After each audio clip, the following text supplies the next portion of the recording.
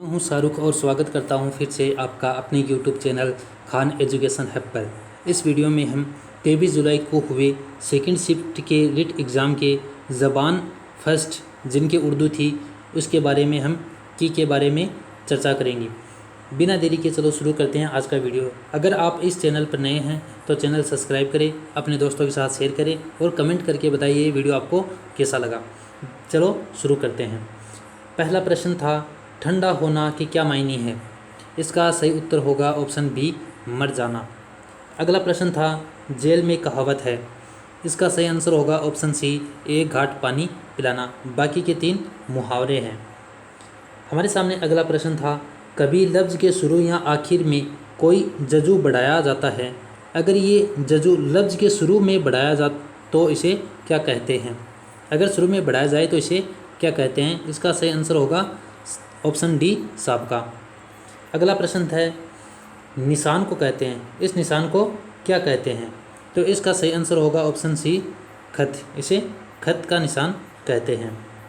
अगला प्रश्न है गुस्सा, हिकारत, इस्तेज़ाब और खौफ वगैरह के जज्बात के इजहार के लिए जो अलामत इस्तेमाल की जाती है इसे क्या कहते हैं। इसका सही आंसर होगा ऑप्शन सी फ़ज़ाइया। हमारे सामने अगला प्रश्न था जेल में से क्या मुहावरा है। इसका सही उत्तर होगा ऑप्शन सी हुक्का पानी बंद करना। बाकी के 3 कहावतें हैं।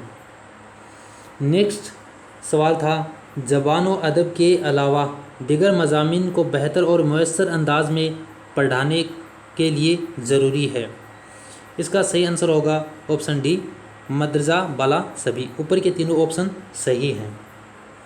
अगला सवाल था कामयाब तदरीस के अमूर हैं। इसका सही आंसर होगा ऑप्शन ए मुतअल्लिम, मुअल्लिम, स्कूल, निसाब और तरीक़ाए तदरीस। इसका ऑप्शन ए सही उत्तर होगा। अगला प्रश्न था तदरीस से पहले मनसूबाबंदी करना, क्या पढ़ाना है, कैसे पढ़ाना है, क्या कहलाते हैं। इसे हम तदरीसी फ़िज़ा कहते हैं। इसका सही आंसर होगा ऑप्शन बी। अगला प्रश्न था मावन निसाबी सरगर्मियाँ क्या हैं। इसका सही आंसर होगा ऑप्शन डी मज़करा सभी। ये तीनों ऑप्शन सही हैं। इसमें ऑप्शन डी सही होगा। अगला प्रश्न था इम्तिहान के खौफ और तनाव से तलबा को बचाने के लिए क्या ज़रूरी है। इसका सही आंसर होगा ऑप्शन डी। ऊपर की जो तीनों ऑप्शन हैं वो एकदम करेक्ट हैं, इसलिए ऑप्शन डी इसका सही उत्तर होगा। अगला प्रश्न था ज़बान की किस्में हैं। ज़बान की किस्में हैं, इसमें आएगा ऑप्शन सी इशारों की ज़बान, आवाज़ की ज़बान और अलामतों की ज़बान। इसमें ऑप्शन सी सही होगा। अगला प्रश्न हमारे सामने था तलबा के सही तलफ़ुज़ और पढ़ाने के सलीका का अंदाज़ा लगा सकते हैं। इसमें सही जो जवाब है वो होगा ऑप्शन बी बुलंद ख्वानी के ज़रिए हम तलबा के पढ़ने और इसके तलफ़ुज़ की अदायगी के बारे में पता लगा सकते हैं।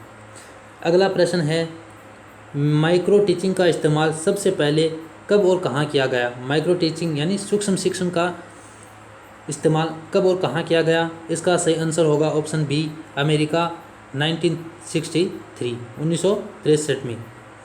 इसके बाद हमें एक इक़्तिबास दिया गया था और इस पर मबनी सवाल पूछे गए थे, जिसमें पहला सवाल था देहात और कस्बात की समाजी ज़िंदगी में कस्बात क्या है। इसमें सही आंसर होगा ऑप्शन बी जमा। कस्बा की जमा कस्बात होती है। इसका सही आंसर होगा ऑप्शन बी। अगला प्रश्न था देहात और कस्बात के समाजी ज़िंदगी के सारे रंग कहाँ नज़र आते हैं। ये सारे के सारे हमें लोकगीतों में नज़र आते हैं। अगला प्रश्न था रत जगह के क्या मायने हैं। रत जगह किसे कहते हैं। इसका सही आंसर होगा रत जगह गीत की एक किस्म है। अगला जो प्रश्न था सास, ननद, देवर और भाभी में क्या मुख्तलिफ है। इसका सही आंसर होगा देवर। ये इसलिए क्योंकि बाकी के 3 हैं वो मोनिसा यानी स्त्रीलिंग है और देवर है वो पुल्लिंग है, इसलिए इसका सही आंसर होगा ऑप्शन डी देवर। अगला प्रश्न था दुल्हा दुल्हन क्या है। दुल्हा दुल्हन है वो आपस में मुतजाद हैं यानी विलोम शब्द हैं। अगला प्रश्न था माजी, हाल, मुस्तकबिल किसकी किस्म है। ये तीनों ज़माने की किस्म है। ज़माने की 3 किस्म होती है, माजी, हाल और मुस्तकबिल, इसलिए इसका ऑप्शन डी सही आंसर होगा। अगला प्रश्न था, मुब्तदा और खबर किसके आंसर हैं? मुब्तदा और खबर हैं जुमले के आंसर। इसे हम उद्देश्य और विधेय कहते हैं। ये जुमले या वाक्य के हिस्से होते हैं, इसलिए इसका सही आंसर होगा ऑप्शन ए, जुमले की। अगला प्रश्न था, जब 2 या 2 से ज़्यादा जुमले मिलकर एक मफहूम को अदा करें और नहवी एतबार से ये जुमले बराबर की हैसियत ना रखते हो तो क्या कहेंगे?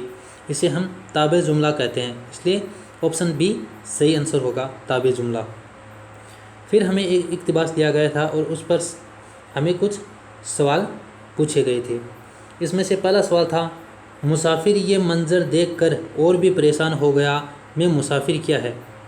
मुसाफिर इसमें आएगा मफूल। मुसाफिर ये मंज़र देखकर, सॉरी इसमें मफूल नहीं आएगा, इसमें आएगा file. Option C is right one. Option C इसका सही जवाब होगा। अगला प्रश्न जो हमारे सामने था वो था, मुसाफिर ये मंज़र देखकर, जुमले में देख क्या है? ये देख आएगा फ़ैल, यानी ऑप्शन डी इसका सही आंसर होगा। देखना या देख एक क्रिया होती है और क्रिया को उर्दू में फ़ैल कहते हैं। अगला प्रश्न था, जो कि सूखी रोटी पानी में भिगोकर खाने वाला शख्स, फ़ैल की कौन सी किस्म है?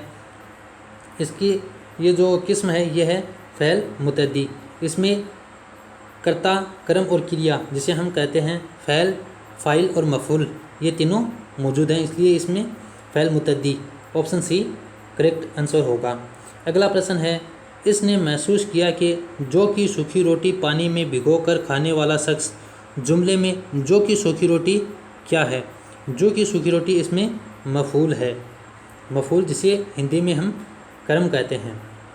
अगला प्रश्न है, इसके चेहरे पर सुकून व इत्मीनान था, ये जुमला किसकी मिसाल है? ये जुमला है फ़ैल नाकिस की, इसमें ऑप्शन ए सही उत्तर होगा। फ़ैल नाकिस में कोई काम करना नहीं बल्कि होना पाया जाता है, इसलिए इसका सही आंसर होगा ऑप्शन ए, फ़ैल नाकिस। अगला प्रश्न है, जिससे किसी इस्म की ख़ास हालत या कैफियत का इल्म हो, इसे क्या कहते हैं? इसे हम इसमें कैफियत कहते हैं, जो कि एक सीधा सा प्रश्न था। अगला प्रश्न था, जो किसी इस्म या फ़ैल की कमी, ज़्यादती या नाप तोल के लिए इस्तेमाल होती है, इसे क्या कहते हैं? इसे हम सिफ्त मिक़दारी कहते हैं, जो कि मिक़दार बताने के लिए इस्तेमाल की जाती है। ऑप्शन सी इसका सही आंसर होगा। इस वीडियो का ये आखिरी प्रश्न है। अगर ये वीडियो आपको अच्छा लगा तो इसे अपने दोस्तों के साथ शेयर करें और चैनल सब्सक्राइब करना न भूलें। लास्ट प्रश्न था, ज़मीर शख्सी की सूरतें हैं, इसका सही आंसर होगा ऑप्शन डी। ऊपर की तीनों है वो ज़मीर शख्सी की 3 सूरतें हैं।